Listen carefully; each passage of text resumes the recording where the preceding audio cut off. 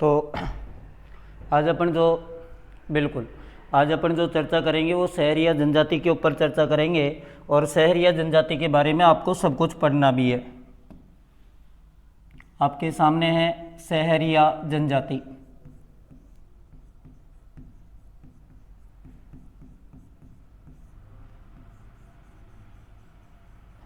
शहरिया जनजाति की यदि मैं बात करूं आपसे, तो शहरिया जनजाति एक तो आपको बतानी है कहाँ पर है, कौन सी तहसील में है,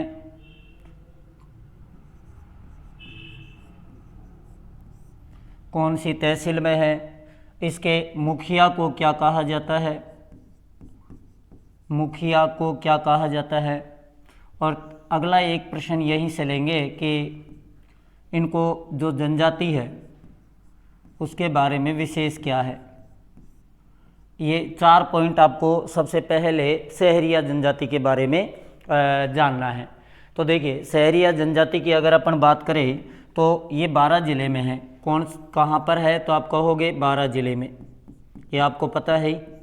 दूसरा, तहसील अगर पूछे तो 2 तहसीलों के नाम बताओगे। एक तो आपको बताना है किशनगंज, और दूसरा आपको नाम बताना है शाहबाद। ये 2 तहसील में सर्वाधिक पाई जाती हैं शहरिया जनजाति। अच्छा, शहरिया जनजाति के मुखिया को क्या कहते हैं, आपको सबसे अच्छा प्रश्न यही है आपके सामने।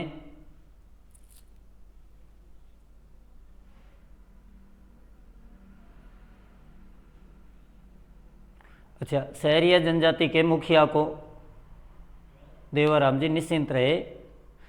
एक्चुअली मैं आपको बता देता हूँ एग्जामिनेशन में क्या माहौल होता है, मैं आपको थोड़ा बता भी देता हूँ। एग्जामिनेशन के दरमियान एक माहौल होता है। आपको एग्ज़ाम से पहले ऐसे लगेगा कि मानो आपको कुछ याद नहीं है, लेकिन मैं आपको वास्तविकता बता रहा हूँ। अगर आपके सामने जो पेपर आया ना, पेपर का पहला प्रश्न यदि टफ लगता है तो आप दूसरे को पढ़े।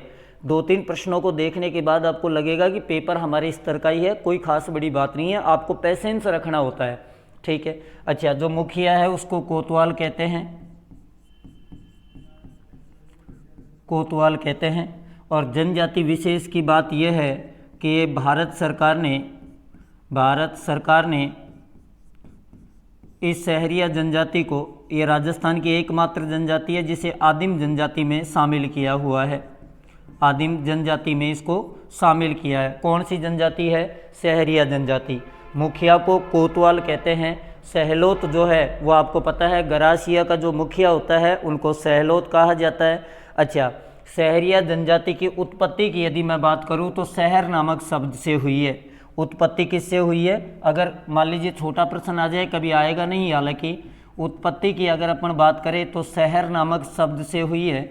और शहर का शाब्दिक अर्थ क्या है, शहर जो शब्द है उसका शाब्दिक अर्थ क्या होगा, तो शहर का शाब्दिक अर्थ होता है जंगल। क्या अर्थ होता है जी, जंगल शाब्दिक अर्थ होता है।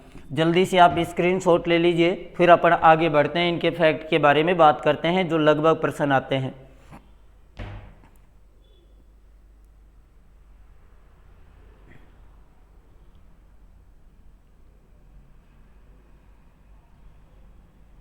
देखिए, आगे अपन बात करें शहरिया जनजाति की। शहरिया जनजाति तो आपको एक तो ये याद रखना है कि इनकी कुल देवी कौन सी है। पहला प्रश्न आपको ये याद रखना है, कुल देवी कौन सी है। शहरिया जनजाति की कुल देवी कौन सी है। प्रिय लोक देवता कौन सा है, प्रिय लोक देवता कौन सा है, क्योंकि जनरली प्रश्न पूछ लिया जाता है यहाँ से। इनकी जो छोटी कोठी होती है उनको क्या कहते हैं, छोटी कोठी जो होती है उनको क्या कहते हैं।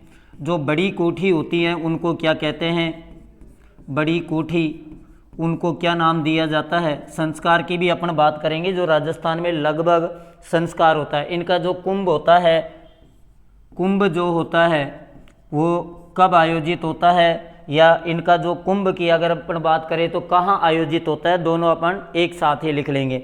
एक होता है गोफना, ये गोफना जो वर्ड है, गोफना, गोदना नहीं है, गोफना है, ध्यान रखना। गोफना जो वर्ड है ये किसे कहा जाता है? इनका आदि पुरुष कौन है? सहरिया जनजाति में आदि पुरुष कौन है? यानी ये लोग अपने आदि पुरुष के रूप में किसकी पूजा करते हैं? ये सारे बड़े अच्छे प्रश्न है भाई। इनकी बस्ती को क्या कहा जाता है? इनकी जो बस्ती होती है, जैसे उनके घर होते हैं ऐसे इनकी बस्तियां होती है, तो बस्ती को क्या कहते हैं? इनके गांव को क्या कहते हैं? इनका जो गांव है उसे किस नाम से जाना जाता है? गांव को सहरोल कहा जाता है, ध्यान रखना। पंचायत का मुखिया मैंने पहले ही लिखा दिया। एक इनके पंचायतों के प्रकार होते हैं जो अपन आगे चलकर लिखेंगे कि पंचायत जो होते हैं वो कितने प्रकार की इनके पंचायत होती है। तो देखिए, इनके कुल देवी का आंसर सबके ठीक आया है, कोडिया माता कहा जाता है। कुल देवी कौन सी देवी है? तो कोडिया देवी जो है इनकी कुल देवी है, कोडिया देवी। अगर अपन बात करें प्रिय लोक देवता, तो तेजाजी जो हैं वो इनके प्रिय लोक देवता है। तेजाजी जो हैं प्रिय लोक देवता है। जो छोटी कोठी होती है उनको कुशीला के नाम से जाना जाता है, कुशीला। छोटी कोठियों को क्या कहा जाता है? तो कुशीला कहा जाता है। बड़ी जो कोठी होती है उनको भडेरी कहा जाता है, भडेरी के नाम से बड़ी कोठियों को जाना जाता है। आदिवासियों के कुंभ जो है वो सीताबाड़ी का मेला है, जो केलवाड़ा का मेला है। सीताबाड़ी कह दो, सीताबाड़ी, सीता माता अलग है, ध्यान रखना। सीताबाड़ी, केलवाड़ा बारा, केलवाड़ा बारा। ये रीट L1 में एक बार प्रश्न आया था, केलवाड़ा के नाम से दे दिया, सीताबाड़ी के नाम से नहीं दिया। अच्छा, मैं भी आपको बता रहा था जो गोफना होते हैं, कुशीला छोटी आटे रखने की भंडेरी, हाँ ठीक है। अच्छा, जो वनों में बना लकड़ी का जो घर होता है, वनों में बना लकड़ी का घर, लकड़ी का जो घर होता है उसको कहा जाता है गोफना। अच्छा, इनकी बस्ती को क्या कहते हैं? बस्ती को सहराना कहते हैं। आदि पुरुष जो है वो वाल्मीकि जी है, वाल्मीकि जी जो है इनके आदि पुरुष है। इनकी बस्ती को सहराना कहते हैं और इनके जो गांव होते हैं उनको सहरोल के नाम से जाना जाता है। सहरोल गांव होता है, लेकिन मुखिया जो होता है वो कोतवाल होता है। नहीं, कल नाइट को रहेगी 8 से 10। ओके। एक और चीज ध्यान रखना, इनमें दहेज प्रथा का प्रचलन नहीं है, दहेज प्रथा का प्रचलन नहीं है। इनमें एक संस्कार होता है, मैं लिख देता हूँ, धारी संस्कार। धारी संस्कार इन्हीं में किया जाता है। और धारी संस्कार क्या होता है? व्यक्ति की मृत्यु के बाद उनमें जो पग चिन्ह बनते हैं,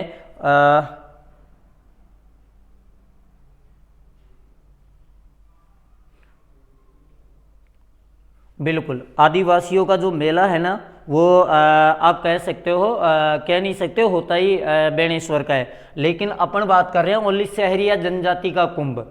सहरिया जनजाति का जो कुंभ है वो आपको ध्यान रखना है, सीताबाड़ी केलवाड़ा बारा में। और एक बार प्रश्न आया था, ये कब आयोजित होता है? तो ज्येष्ठ अमावस्या को, ज्येष्ठ अमावस्या को। वो प्रश्न अलग है जी, ये प्रश्न अलग है, ठीक है। आगे बात समझ में। पंचायत के 3 प्रकार होते हैं, जल्दी से स्क्रीनशॉट ले लीजिए। एक तो पंचताई होता है, एक एकादशी होता है, और एक होते हैं इनकी जो पंचायत होती है 84 होती है। हाँ, धारी संस्कार होता है। धारी संस्कार में मैंने आपको समझा भी दिया कि धारी संस्कार में व्यक्ति के मरने के बाद उसके पद चिन्हों के अनुसार ये अगले जन्म की वो करते हैं कल्पनाएं। अच्छा, अगर अपन बात करें पंचायत, पंचायत के कितने प्रकार हैं? तो सहरिया जनजाति में जो पंचायत के प्रकार हैं जी वो 3 प्रकार हैं। कौन कौन से हैं? तो देखिए, एक जो प्रकार है उसको कहते हैं पंचताई, दूसरा जो प्रकार है उसको कहते हैं एकादशी, ये 11 गांवों की पंचायत होती है। और तीसरी जो होती है उसका नाम है 84, तीसरी जो पंचायत है उसका नाम है 84। ये 84 गांवों की होती है, ये 11 गांवों की होती है। इस प्रकार इनमें 3 प्रकार की जो पंचायतें हैं वो बताई गई है। मनीषा जी नमस्कार। ठीक है, आ गया होगा समझ में अच्छी तरीके से। एक और जनजाति आप पढ़ लीजिए क्योंकि उसको अक्सर कम पढ़ाया जाता है, और वो जनजाति आपके बीच में डामोर जनजाति।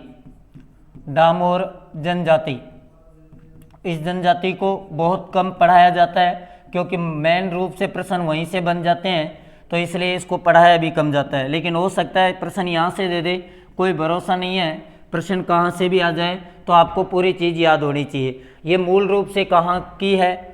डामोर जनजाति जो है मूल रूप से कहाँ की है? राजस्थान में। कहाँ मिलती है? राजस्थान में कहाँ मिलती है? डामोर जो जनजाति है राजस्थान में कहाँ मिलती है? अच्छा, ये तो तहसील वगैरह भी अपना आपको बता देंगे। इनका जो मेला है वो कहाँ आयोजित होता है? मेला कहाँ आयोजित होता है?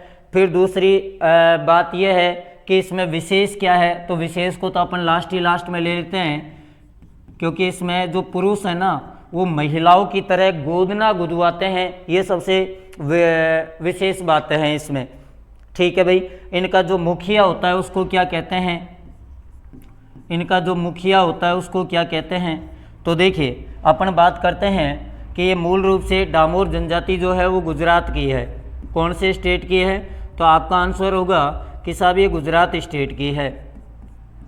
अच्छा, राजस्थान में कहाँ? डूंगरपुर।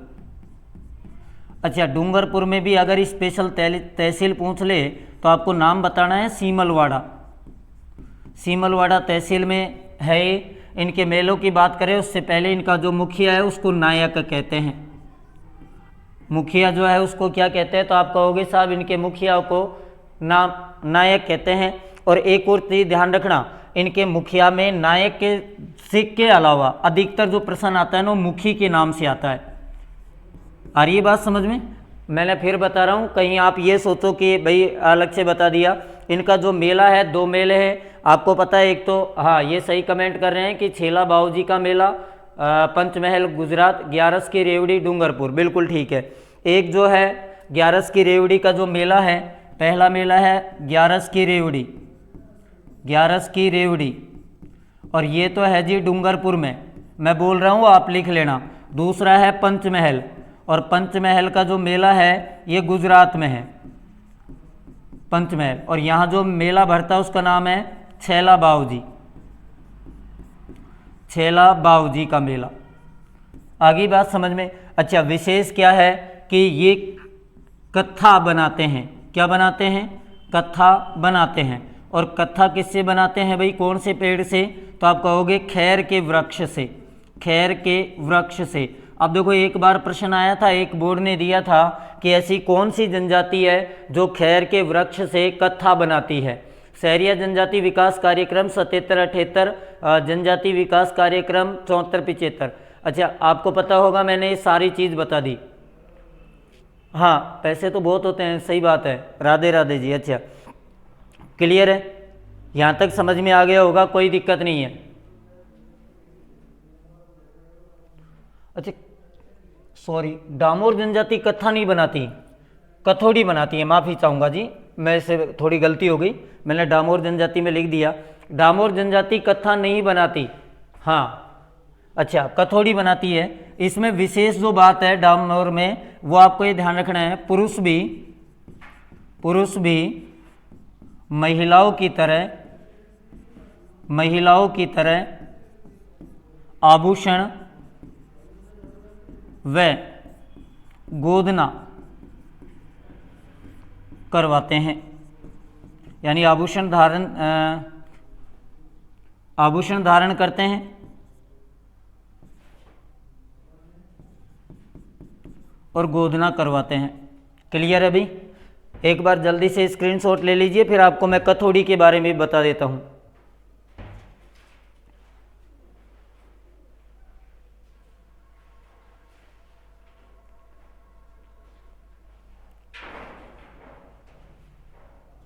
ठीक है, हाँ, ढोल बजाते हैं, बिल्कुल ठीक है।